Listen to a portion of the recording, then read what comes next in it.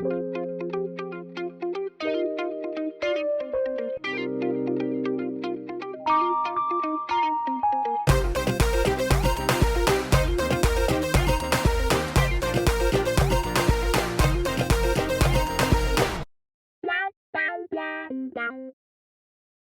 everyone, and welcome to Tri-Side Chats Season 4. This is an exclusive interdisciplinary talk show where we discuss all things related to creativity, the arts, healing, personal growth, and so much more. I am your host, Aishwarya. As you can see, we are in person today, so I'm really excited to introduce my guest for this episode. So she is a Bharatanatyam dancer, and she is currently training with Shweta Prachande and Priyadarshini Govind. After graduating from Stanford, she recently relocated to India, where she is continuing to pursue her Bharatanatyam training while also working remotely. And I am really looking forward to chatting with her about her journey with Indian classical dance so far. Please welcome Navya Maitri Konda. Hi, Navya. Hi. Come on in. Thank you for being here. Thank you for having me. Yeah. First of all, I just want to take a second and acknowledge the amazing fact that we're together in the same space. The fact that this is able to happen. Manifesting more of this for future episodes.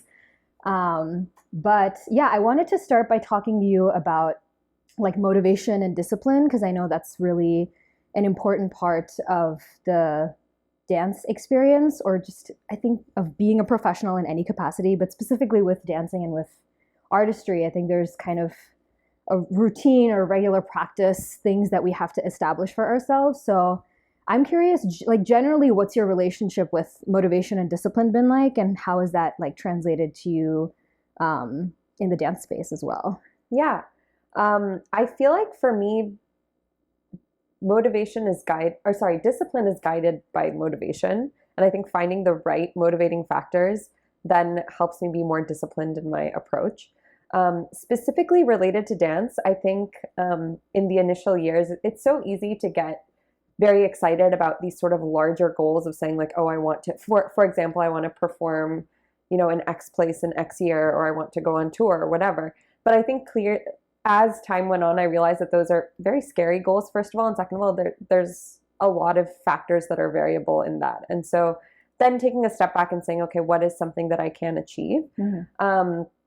For me, I was part of again, a bit of a tangent, but I was a part of a peace building initiative in 2014 with the Department of State, where I worked with essentially 35 students from 35 countries, as well as 10 of us from the US. And we were sort of tasked to build sort of initiatives that could achieve things over time. Mm-hmm. And one of the things that I learned, so 6 of us ran an organization where we trained a lot of younger students to work on immediate projects in their communities. And sort of the selling point for us at that time was that, how do you understand cultural context? And even though cultural context might be different, if you want to solve littering in Bosnia and littering in Switzerland, the root causes are the same. Mm-hmm. But one of the things that we kind of preached and worked through with students was this idea of SMART goal setting. Yeah. I don't know if you're familiar with the acronym. And so I think that's been something that's been really helpful to me to bring it back to dancing. Mm-hmm. I am pretty left-brained, I think people will say.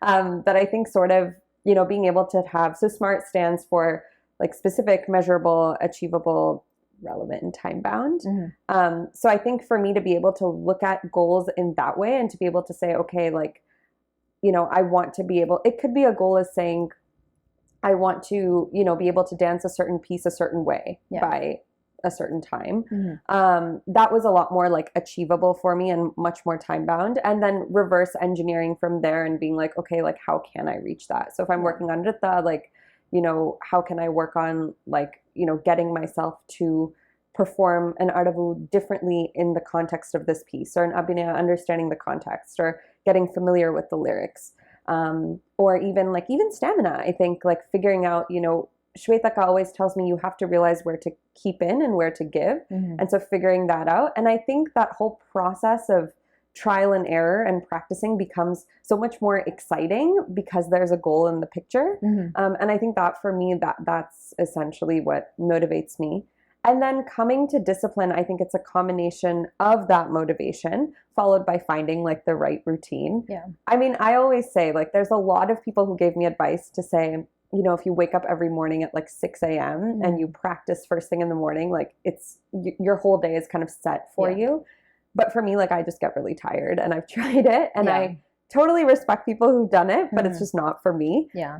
So I think that's the other thing, just figuring out a schedule that works for you, a rhythm along with everything else that you have going on that works. And I think that sort of breeds then the discipline that is customized for who you are. Yeah. I'm also curious, like, and this is a question I've just been thinking about, is like, to what extent is it also like your teacher or your guru's like responsibility to kind of help you with figuring out that motivation and discipline piece? Do you feel like they've had an impact on that process for you too? Yeah, I mean, I think in terms of like an overarching like motivation, definitely, because I do think I get really excited when, you know, I am in class and I see maybe either whether I see like an image that I want to get to, or just like I'm like, oh, that's really cool, like I want to try that out. Definitely those are like very motivating factors. But I think ultimately at the end of the day, like discipline is a very personal practice. And I think figuring out what discipline works for you and means to you is really an individual journey. Yeah, that makes sense. So I am really curious to hear about your journey with India. Like, what took you there, and what are some like learnings and things that you've experienced there so far? Yeah. So I grew up in the Bay Area, and I grew up. Actually, my dance journey itself started in a bit of an unconventional manner. My mom wanted to take a few pictures of me in a Bharatanatyam costume, and then the story goes that I was like so fascinated by the costume that I wanted to learn dance. And so I spent the majority of my childhood learning Bharatanatyam from Dr. Deepa Mahadevan. And Deepaka's sort of philosophy to Bharatanatyam is that, you know, not only should we become acclimated and familiar with it, but we should, you know, find an appreciation and find it for ourselves. And so from the beginning, the classroom was an open space to ask questions and to dive deeper and to think and to create. I took a lot of breaks, sort of, but in that process of learning, but I always enjoyed learning, but it was never more than just like a hobby. So fast forward to college, my academic interests sort of lie in business transformation in the emerging markets. So I always knew that after I graduated college, I wanted to go work in an emerging market and work on research in that space. I had prior experiences in Mumbai and in Mexico City, and the one sort of common factor in both of those is while the work was very fulfilling, I was really lonely in terms of just not having anything else to do after work, and then just sort of feeling like, and then at some point you sort of start getting into your head. And so this whole idea of going to Chennai actually came first with my advisor and I sitting down, and just he was asking me to sort of write down goals of saying like, this is what I want to have and what I define as a holistic life, being in an emerging market and working on this research. And I remember at that time telling him, you know, there's one thing that I really want to experience in this year. I want to experience the Chennai season, because by that point I had never gone to Chennai, / had never even gone to see the season. And then he was like, okay, well, why don't you just like go to Chennai? He's like, there's a lot of opportunities in Chennai, like rather than trying to fit yourself into one project somewhere else and then take time off and then go and then come back, you might as well work in Chennai. And then that way you'll also have something else to do.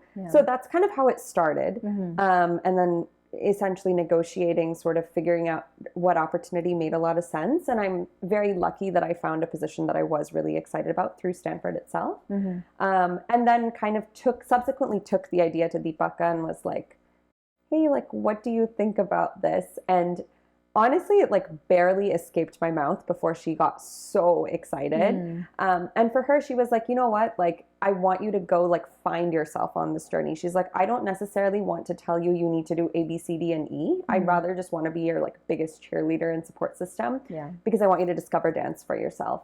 And so then it became a question of, you know, me thinking a lot more about like who I wanted to learn from. And I've always been like such a big fan of Priya Auntie's sort of choreographic vision, and also just the way that her Shwetaka and Apurvaka like perform these beautiful choreographies. So I started learning from Shwetaka. I moved to Chennai at the end of July 2019, and then started with her a few weeks after, and then eventually during that time period started also taking a few Abhinaya classes with Auntie. Now, obviously, because 2020 there was COVID and then I was sent back, it kind of at that point was really the turning point where I was like, okay, like until that point I never thought about like, where is dance in my life? It was just kind of happening. And it was the side thing, and I loved work and I loved dance. And then the minute I came back and COVID hit, then it became a larger question of, okay, like what next? And I think at that point I kind of felt sort of that my Chennai experience was like unfinished, just because there's so many things I wanted to experience, a lot of things that I got really excited about. For one, I really fell in love with the rigor, this whole idea of experiencing a lot of allied pieces that made Bharatanatyam what it was. And so then I was like, okay, I want to go back at some point. And then unfortunately, the position that I was working at, I was laid off because just like many others during the pandemic, and then subsequently had to find work. But I think this idea of returning to Chennai and being able to sort of experience that space, understand the cultural context, understand body language more, be able to just become more acclimated to even simple things like Carnatic music. You know, like when I go to the gym, it's like, you know, a lot of my colleagues at the gym are dancers. So the way that they sort of do, they like think about certain exercises was always really interesting to me. And then seeing that translate through Nritta in class, for example. So these were all really exciting factors. And I think that's just the rest is history. I think I've just continued to go back. And then last year just made a decision. I was like, you know what, like it's kind of now or never for me to like fully go back. So I've spent the majority of my year since last year just living in Chennai. Yeah, that's cool. Yeah, I hope I've answered your question. No, for sure. I think it's also just bringing up like something I've thought about a lot as a dancer myself, but also kind of seeing how different people are navigating their journeys through dance and like figuring out kind of like you were saying, what place does dance have in my life, right? I think there's so many things, one of which you mentioned, right? This idea of wanting to go to Chennai during the season, either perform there or like, you know, attend performances there. And I think there's so many other things that are like kind of part of the Bharatanatyam journey. And for many people, it's like doing an Arangetram, whether that's here or wherever they're learning. And yeah, I guess I'm also just wondering, like, what does your journey look like right now? Are these all kind of things that you consciously thought about and were like, okay, I'm going to do this, and like follow this path? Or do you feel like you kind of envision yourself wanting to do things that might be different from what the traditional path of a Bharatanatyam dancer looks like? Yeah.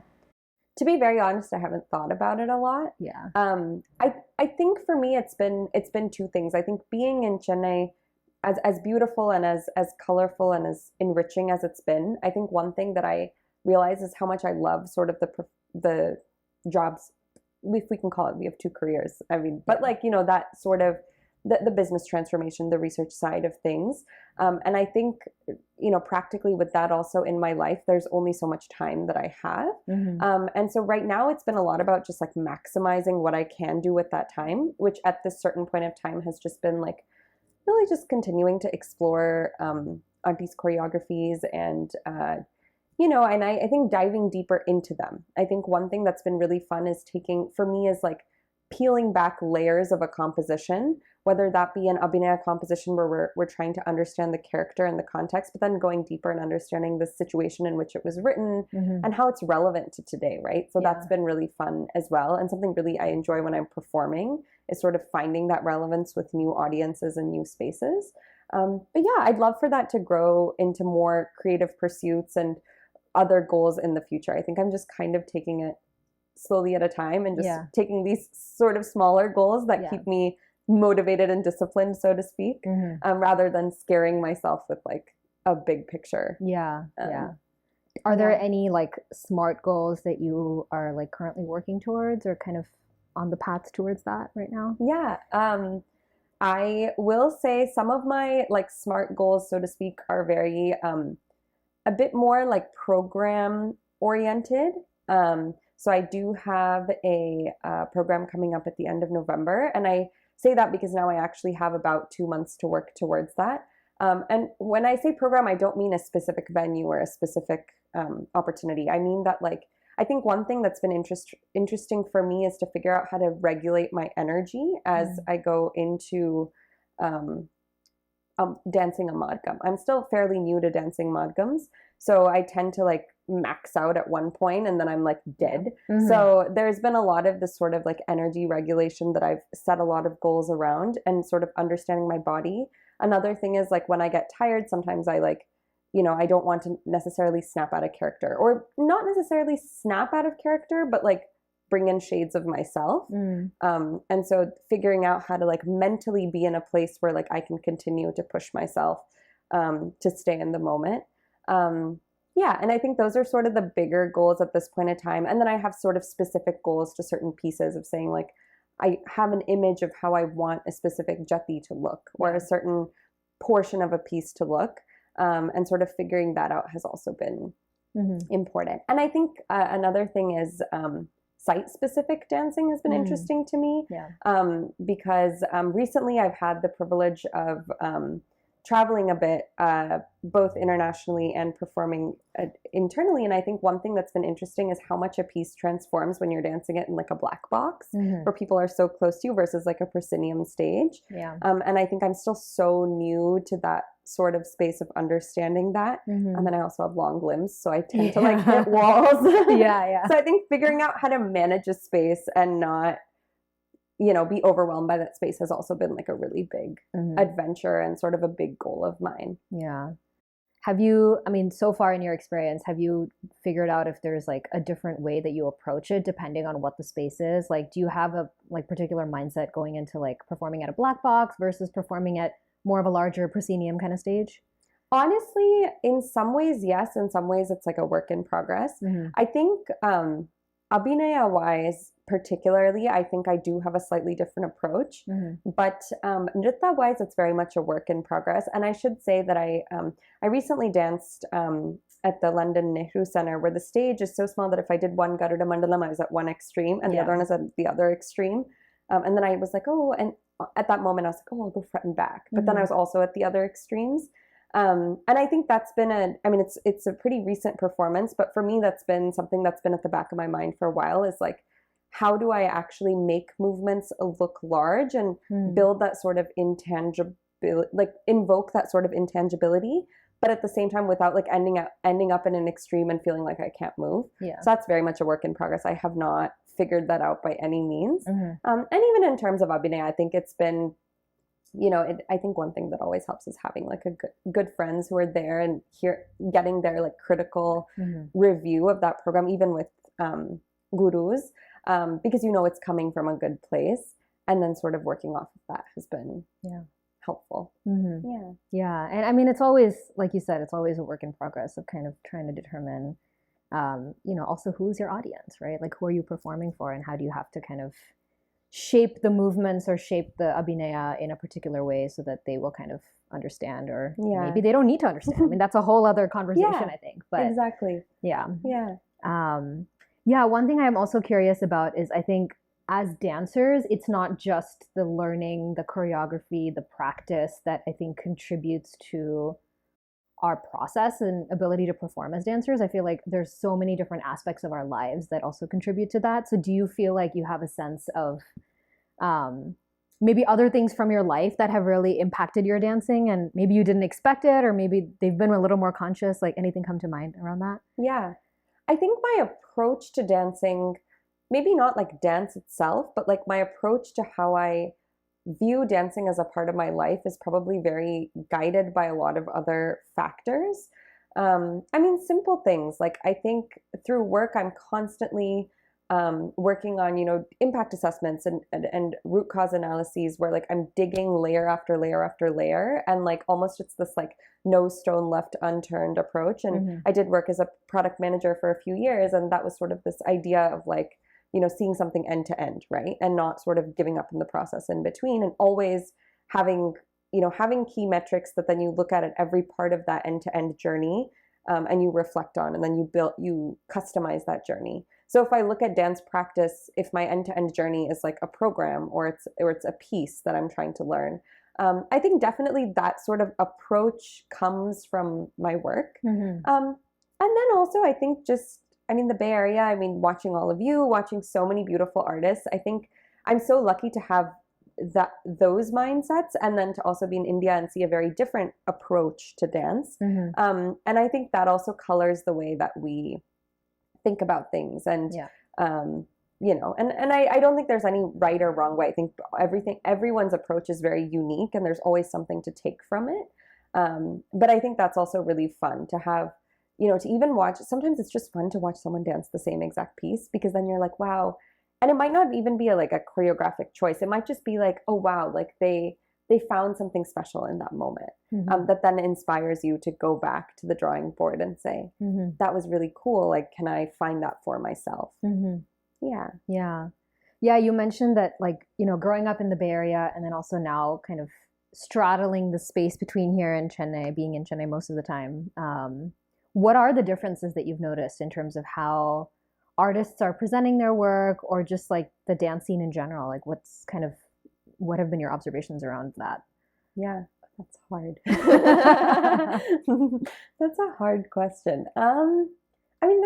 There are differences in terms of, if I can say, like, I think we are a little bit more, if I can use the word, and I use it cautiously, like experimentative, and we're willing to kind of look at more, we might look at quote unquote, modern themes and modern themes and experiences. Whereas, in Chennai, most of the programs I watch, they tend to be a lot of spins on traditional pieces, or what is traditional is another rabbit hole, but like pieces that have been around for many decades. But I think the one thing that sort of stays the same in both those approaches is the passion, right? And the passion speaks for itself. I think something that's so beautiful is, I had a friend once tell me that you can really feel, when you watch a dancer, you can kind of get a sense of who they are when you watch them. And I think that's something that's characteristic of wherever you watch dance, both in the US or in India. And it's a very beautiful thing. Then again, there's different challenges that, for us, it might be like proximity and like getting music recorded. And we don't have access to live orchestra.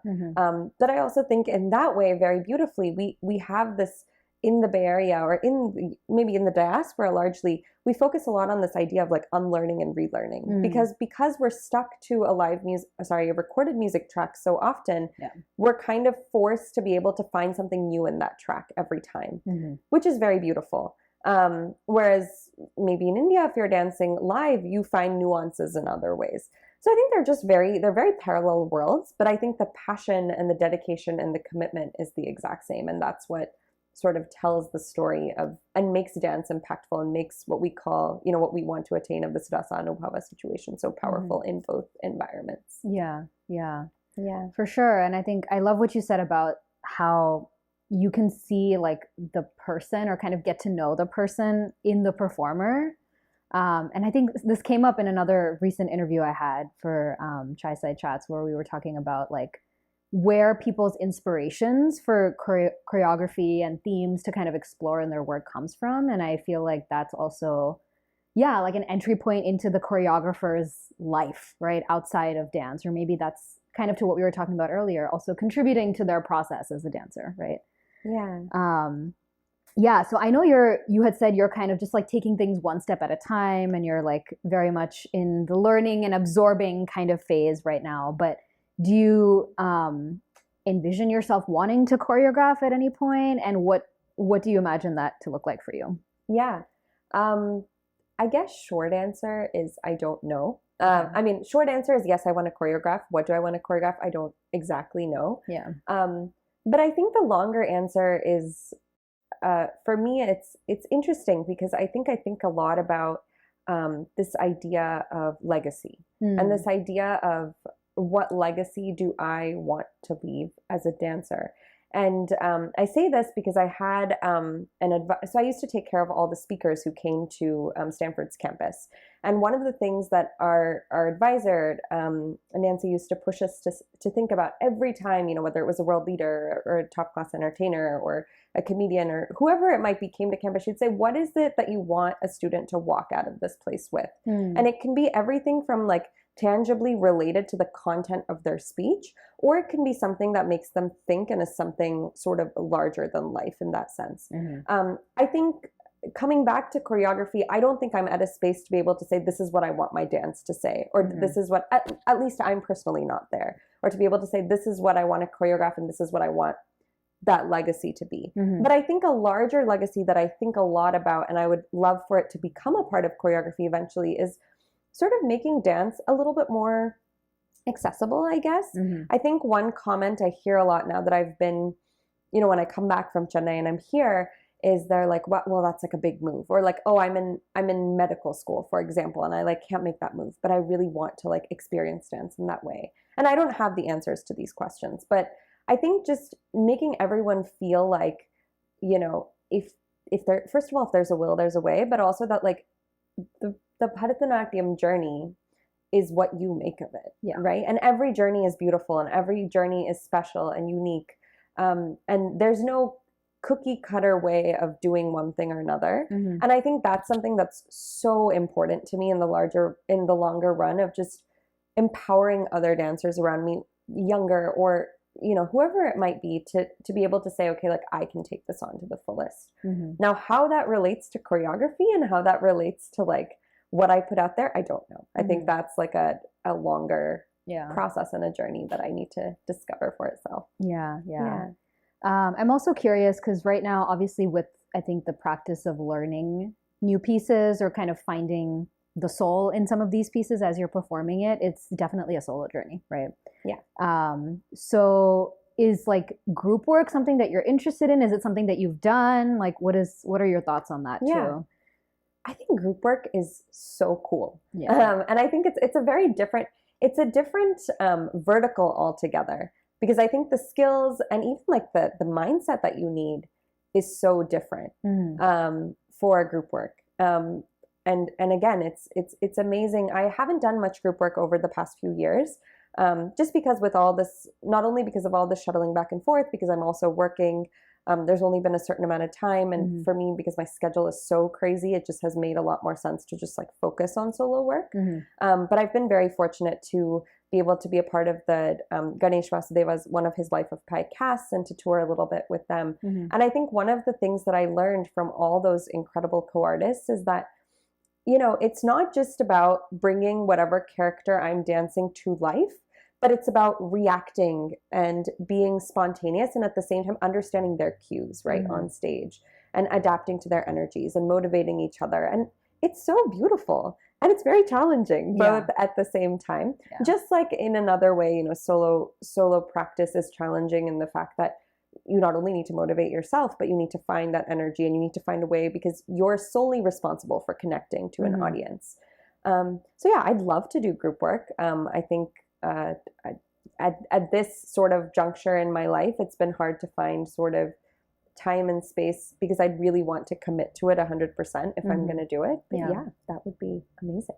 Yeah. And I mean, as we're kind of talking about that too, I feel like one of the like similarities between whether you're dancing solo or in a group is like this creating this world, right? And as a soloist, you kind of have to have so much conviction in it within yourself that like the audience can also see it.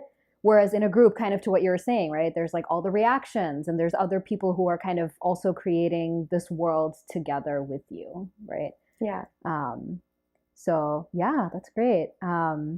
Any like, challenges or fears for you as you're kind of continuing in your dance explorations and your dance journey right now? Yeah. Oh, there's lots of fears.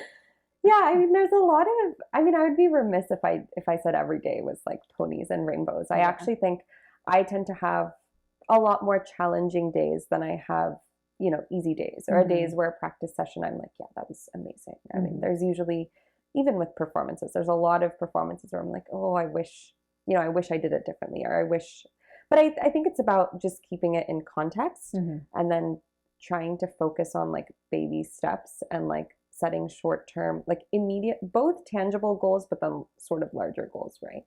But yeah, I mean, I don't know. I mean, I also think like as much as I absolutely love Chennai and now I found a few friends and I love sort of that environment. I do miss home. I miss all my friends here. And I miss working in person. That's another thing that I will say, that there's so much energy that you derive from work that I don't necessarily get on like a Teams chat or a Teams call.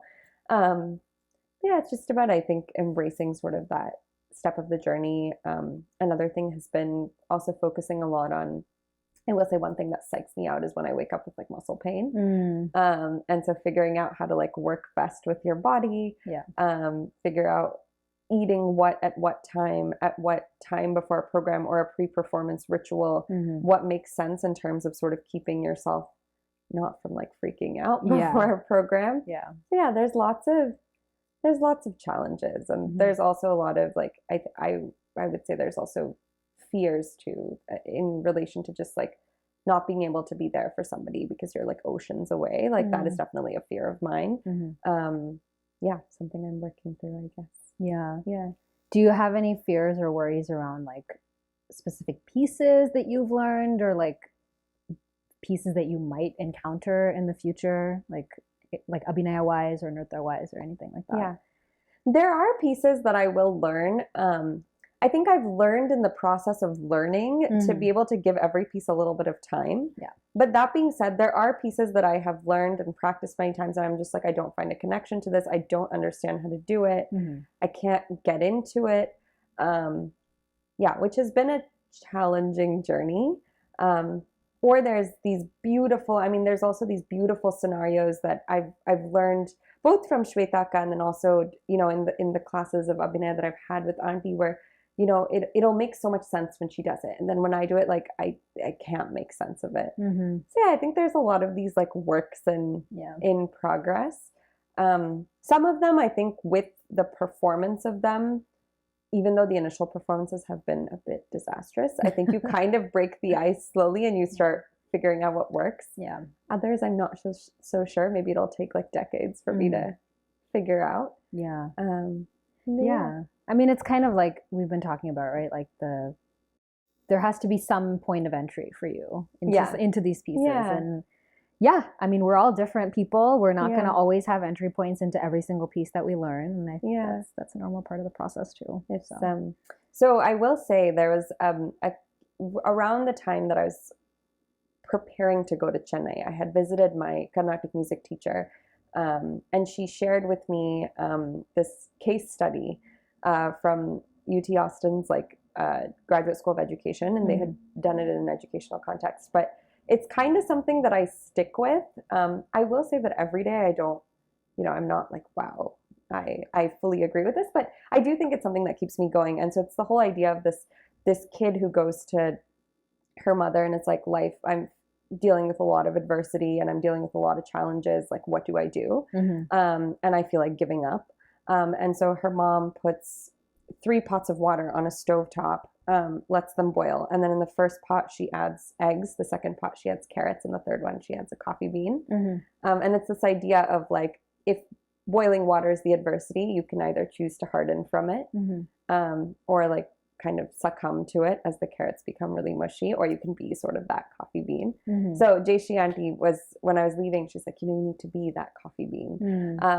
And I love that. I love that little, this little case study she shared with me. But at the same time, I mean, there are hard days where I'm like, I don't think I can do this. But then there's also days where you see this little, like something will shine through. And then you're like, wow, that's really cool. And sorry, I'm like geeking out about this. No, totally. It's a really cool case study. Another thing that I was introduced to was this sort of neurological idea of myelin and like building myelin. I don't know if you've heard of this. I don't know if I have, But it's essentially that like neurologically, when sort of nerves signals are passed through nerve fibers that we call like axons, there's an insulation on those axons called myelin. And studies show that the more you practice or the more you do a repeated activity, the more myelin you build. So the more seamless an activity happens.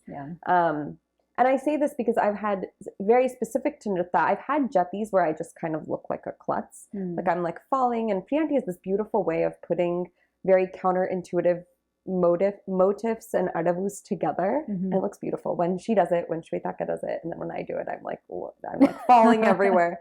But that's been an interesting journey, because I remember going to Shwetaka in the lead up to a program a couple of years ago and being like, I just look so bad. Like I'm like falling and I'm like losing my balance.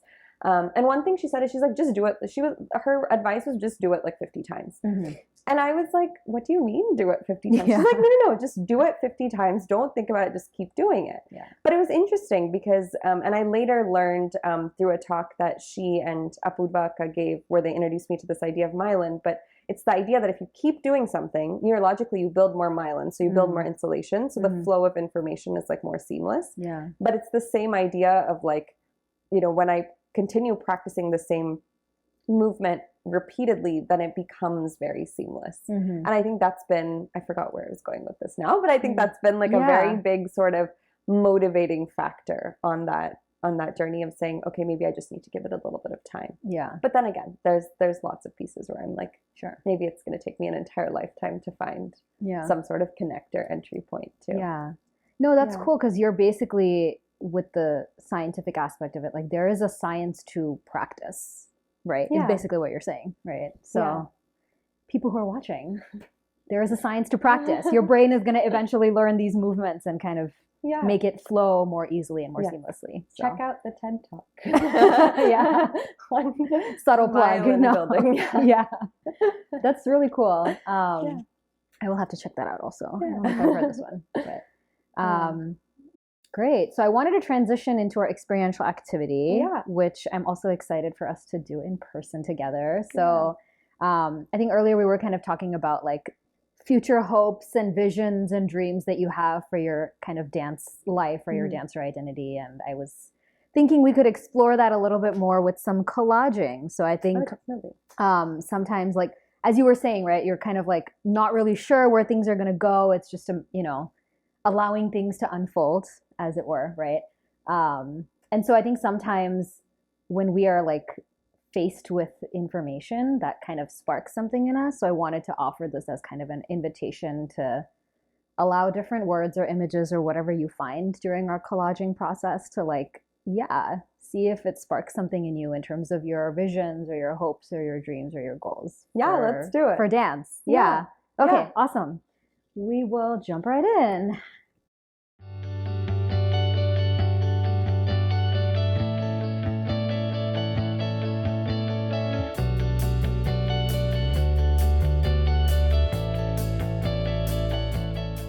We just did our collages. Do you want to share a little bit about your process with that? Sure.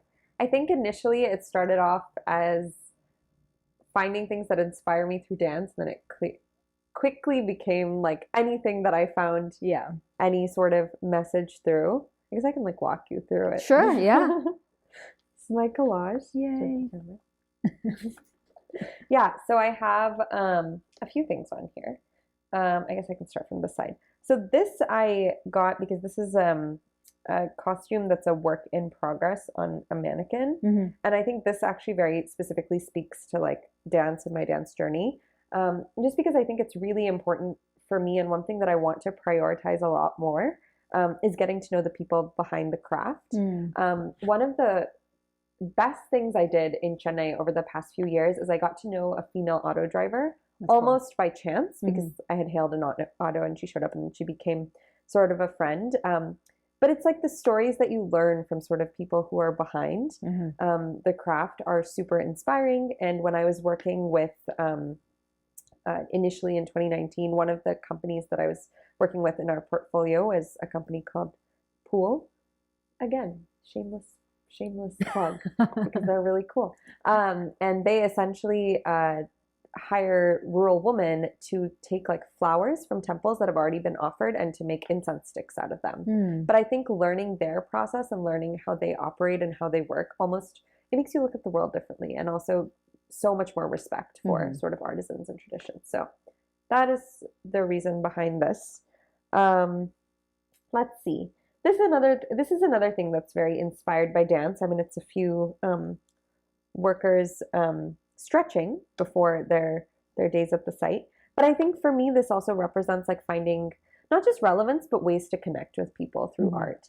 I do believe that Bharatanatyam is a very broad, ever relevant medium. Like I think there's many ways, and I don't think necessarily the only way to connect, even though one beautiful way to connect is through pieces or through stories. Another way is just for people to sit in an auditorium and experience something. I had watched a performance of Christopher Gurusami's live in a sort of a theater that was shaped more like an amphitheater in Bangalore.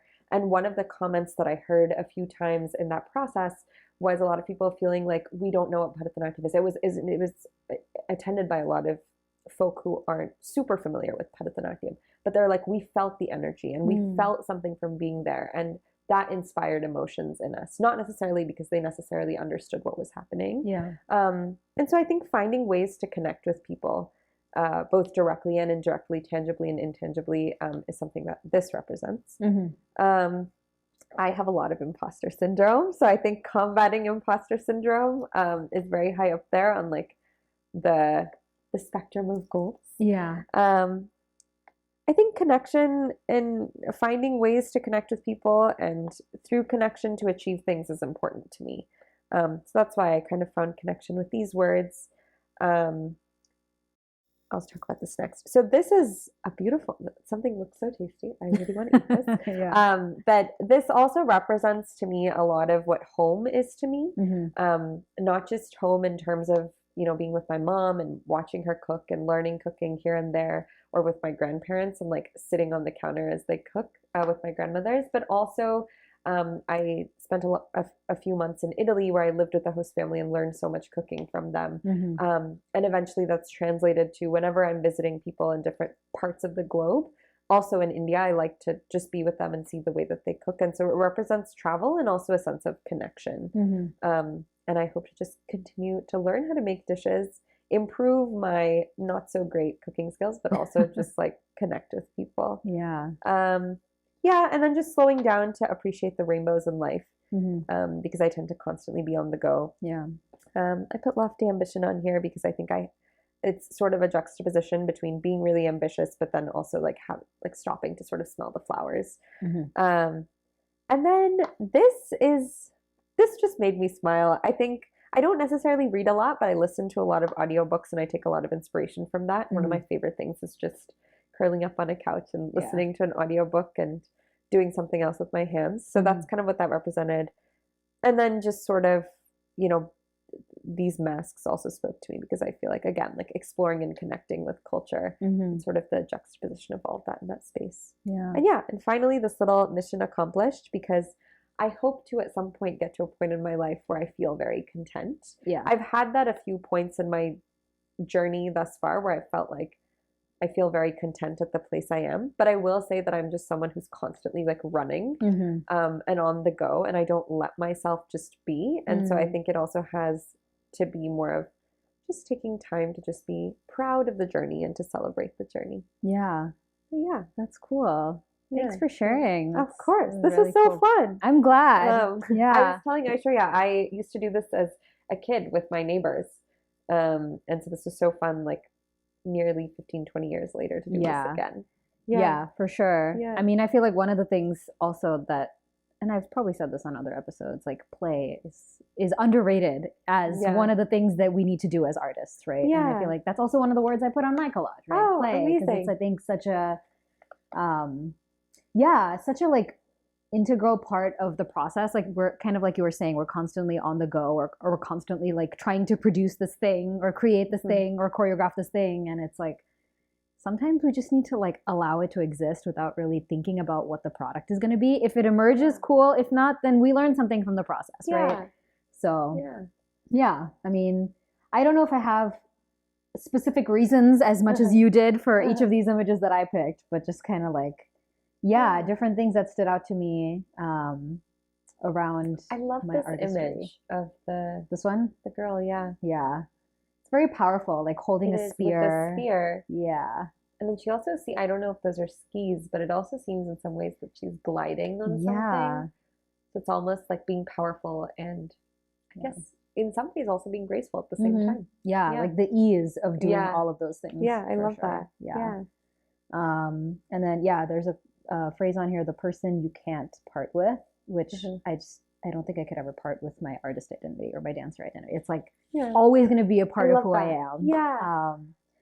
And then more to tour. That's just like logistically what's happening for me with dance stuff. Which I'm so excited for you. Yeah, subtle plug, Navya Dance Theater. We are touring in a couple of, go check it out. In a couple of months. So, coming to theaters near you. Yes. And then Sanctuary, I think that's just, whenever I'm in the studio or and I'm kind of doing something creative, it just really feels like such a creative sanctuary for me. Yeah. And I don't know, this image of like the mosaics and stuff just kind of stood out to me, and kind of similar to what you're saying around travel and culture and stuff, but I feel like travel is also something that really influences my identity as a person, but also as an artist, I think. So, and then the flowers, I just thought they were really pretty. So they are very pretty. Yeah. But I love that. Yeah. I'm glad that you enjoyed this process. Yes. Thanks for not you. only sharing, but also like this was such a fun project. Yeah. I'm glad. Yours to keep, whatever you want to do with that. I'm going to show it to my neighbor. Yeah. Tonight. Yeah. Awesome. That brings us to the end of the episode, but thank you so much, Navya, for being here. Thank you for having me. It's been so great to share space with you, do art together, talk about, dance and all the other things related to that. I've had so much fun. Thank you for having me. And thanks for the work you do, and thanks for bringing so many voices to the conversation. I mean, I talked a little bit previously about this idea of creating an accessible space and that being really important to me. And I think you're doing such amazing work, and I'm so excited to be a part of it in a very small way and to continue cheering you on as I get to watch all the future and past episodes. Yeah, thank you so much.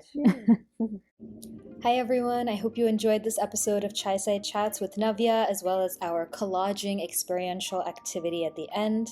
If you liked this episode, do share it with other folks, subscribe to the Creativity Awakening YouTube channel, and follow our pages on social media that are linked in the description below.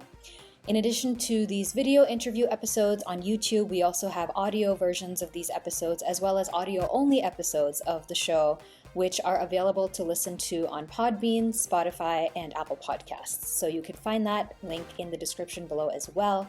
Stay tuned, the next episode of Chai Side Chats is coming soon.